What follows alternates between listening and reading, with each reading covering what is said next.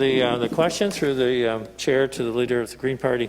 So, excuse me, it's not broken down by budget in terms of the different those different headings.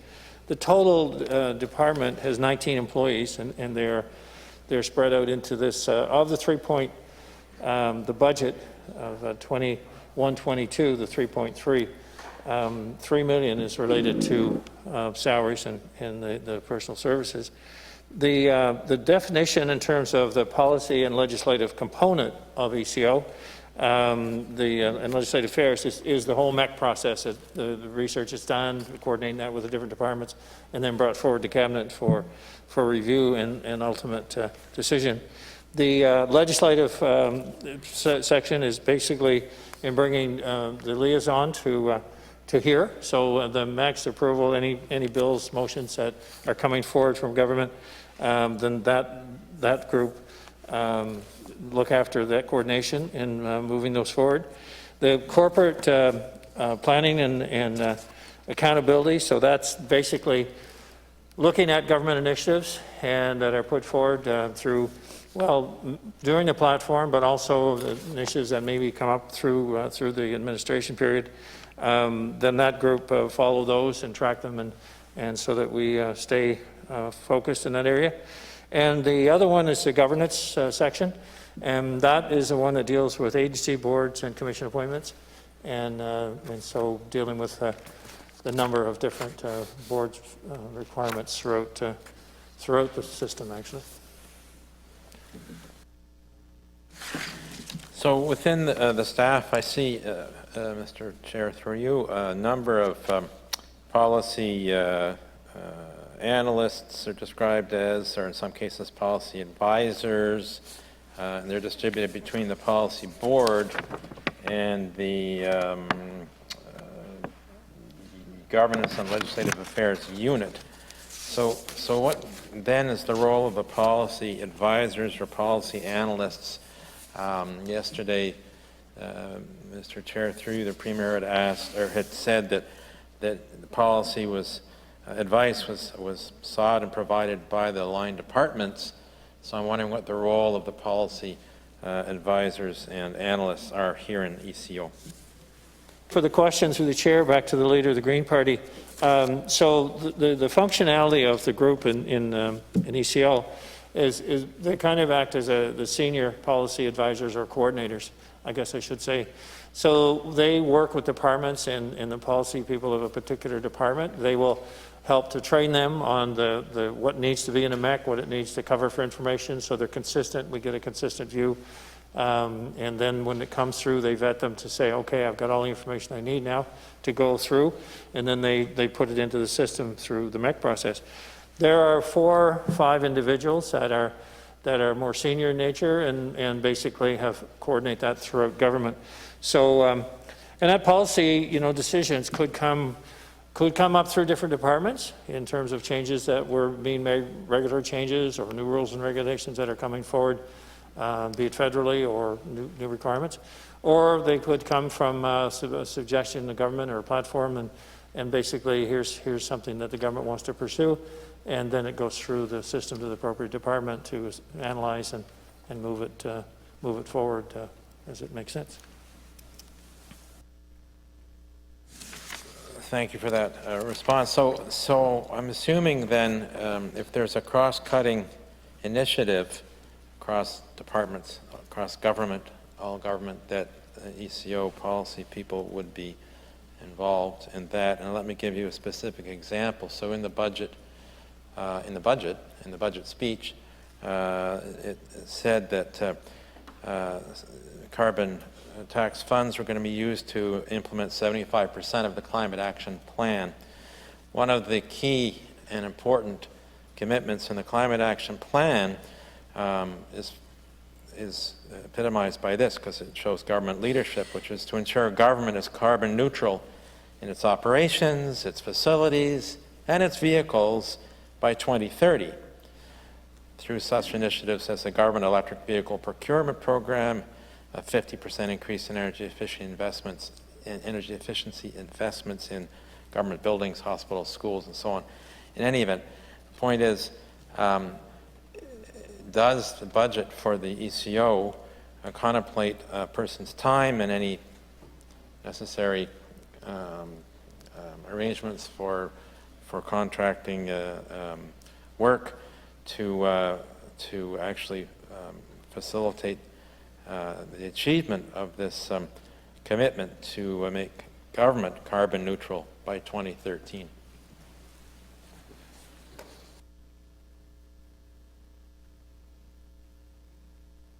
Back through the chair to the leader of the Green Party.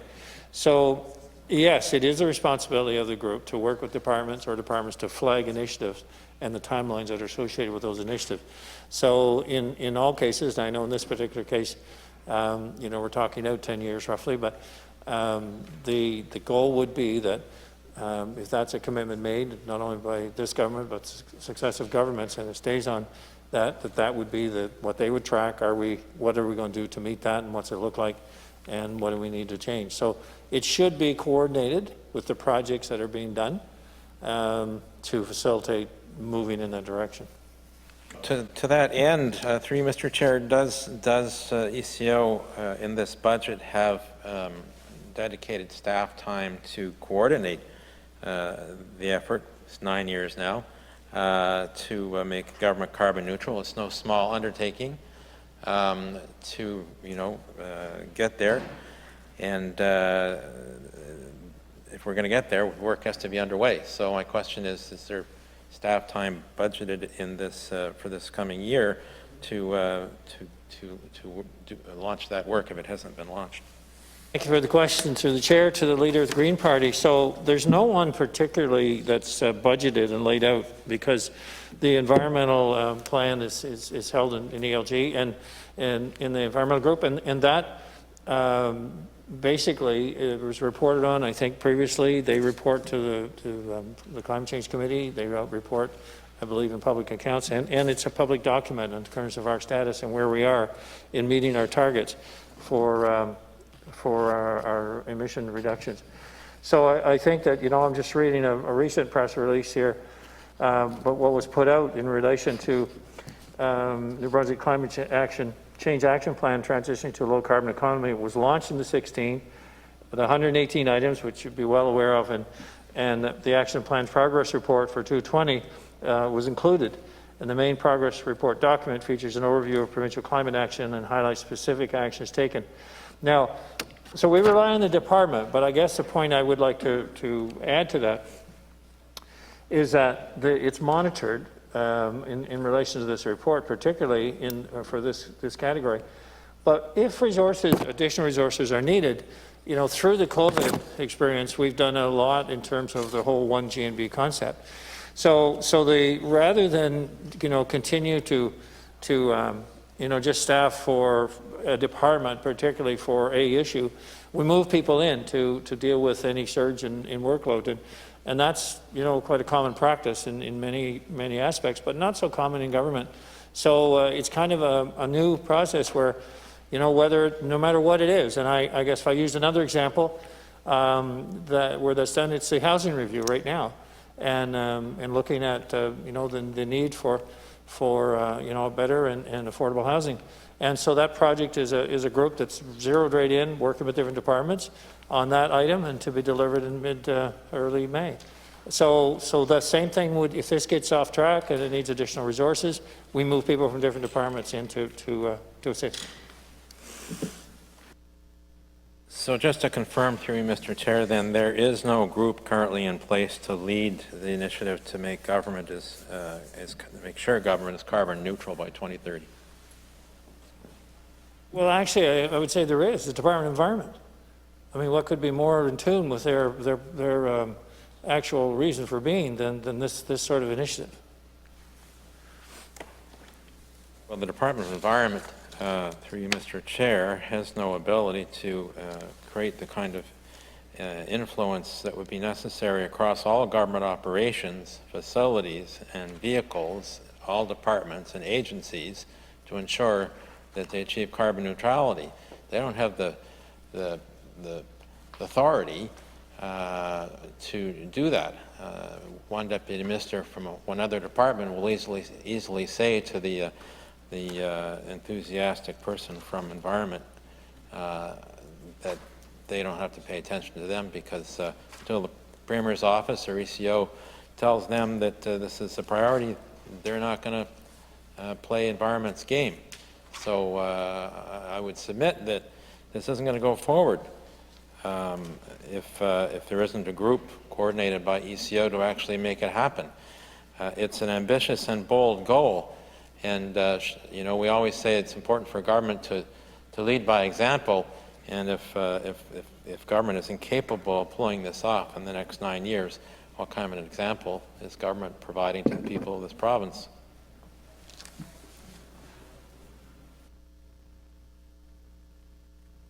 To the leader of the Green Party, I think that I think you make a valid point in terms of the aspirational goal here and how we can achieve it. The document, though, that's produced in the report, I would suggest that that's probably the place to look and say, does it give us enough information to meaningfully suggest and determine whether we're on the path to achieve that goal, or there's an issue that we are having difficulty in achieving and bring it to the forefront. So while it is the responsibility of our COO to look at any aspect of what we've committed to and what departments are committed to, and then to put the resources in where necessary to follow and meet those commitments, I appreciate your comments that we don't want to wake up 8 years from now and say, well, shoot, we can't get there. We just can't achieve this. We need to know in advance of the hurdles and then decide how do we deal with those hurdles if indeed they can be dealt with. So I'm not concerned about the fact that we can put the horsepower required to make the decisions necessary, but I feel that the department has to take responsibility for this, as that's where it lies, and then we have to monitor progress. And I would say, and I will take this as well, to look in detail at that report and say, is this telling us enough information that we know where we are and that we actually have an ability to achieve this target by this time frame, which was committed to I guess in 2016. Well, the commitment was made in 2016 and it's now 2021, so that's 5 years of no progress as far as I can tell on that one. But let me go to another important commitment around government leading and organizing around our response to the climate crisis, and that is the Executive Council is in part supposed to be able to support special committees of Cabinet. The Climate Action Strategy committed to the creation of a special committee of Cabinet dedicated solely to the issue of climate change, chaired by the Premier, to oversee actually the implementation of the overall action plan. So my question is, well, and they go hand in hand, does the committee exist and has ECO allocated resources to provide the necessary support? Through the chair, back to the leader of the Green Party. So the program is funded. It's funded this year, but it wasn't funded separately, but is funded now as to create this the Climate Change Fund Advisory Board. When we look at the commitment now with the funding in place, that it should be achieved and up and running by mid-year, and that would be the goal. And so this lies within environment again. The Climate Change Act identifies that a minimum of 4 members be appointed to a Climate Change Fund Advisory Board. And but apparently, it is not prescriptive as to who could sit on the board, but we would ask for recommendations from environment in that regard and others in relation to set up. But let's target having it up and running by mid-year. Thank you for that response, but you must have misunderstood. Through you, Mr. Chair, my question was about the Cabinet Committee dedicated solely to the issue of climate change, chaired by the Premier. In fact, it was the very first commitment in the Climate Action Plan.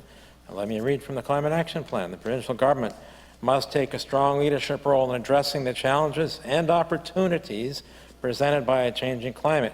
To be successful in addressing climate change, the provincial government must provide the governance structure and support necessary to succeed and ensure the proper accountability for the implementation of New Brunswick's climate actions. This rests in the centre of government. This rests in ECO. This commitment was to establish a cabinet committee to ensure this happens, chaired by the Premier. Has this happened? Thank you for the question. Through the chair, back to the Leader of the Green Party. I think that we've certainly made some pretty big strides in relation to addressing climate action items, and not only with the what we talked earlier about the number of items through the IVF program that are actually being moved forward, and the money being committed in that regard federally, provincially, municipally. We also have put the 36 million in from the carbon tax. We adopted the carbon tax federal program, and I would say, even though it went through a lengthy process legally, we adopted it a couple of years ago, or a little less than that. The review and had a special committee of cabinet. I appreciate it has to be driven from the top. I think there's certainly areas that we would have demonstrated that we're certainly doing that. I need to look at this recommendation from 16 and how that would function best, and because I guess at this stage I'm not necessarily convinced that needs to be set up independently to do this, but I appreciate it has to be driven from the Premier's office and from Cabinet in order to get the results needed. Thank you. Well, Mr. Chair, I guess I'm concerned that to be driven by the Premier's office and Cabinet, there's got to be someone with designated responsibility to do so. So far I haven't heard it with respect to this budget, and I perhaps wouldn't be dwelling on it as much if in the budget speech it hadn't said that the intent was to make sure that 75% of the climate action plan commitments were fully implemented. So to drive that is no small task. That's a reasonably ambitious goal, which is good to see. But to drive it, you need someone with both hands on the wheel somewhere at the center of government. And I'm not hearing that staff time under this budget is being allocated for that at ECO, or the Premier's yet willing to do that at the level of Cabinet by chairing a committee. But let me ask one final question on special committees of Cabinet. Is there a committee of Cabinet planned to help coordinate and oversee the recovery from the pandemic? Is that something being contemplated through this budget?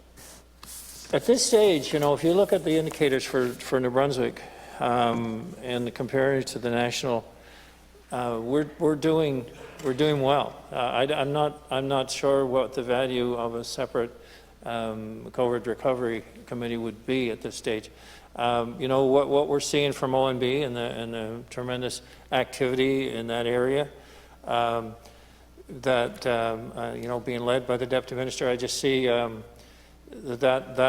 seeing companies come forward, we're seeing our recovery, we're seeing according to national standards, according to where we were before COVID, we're moved back, and the financial institutions are saying we will be back to where we were quicker than just about any other province.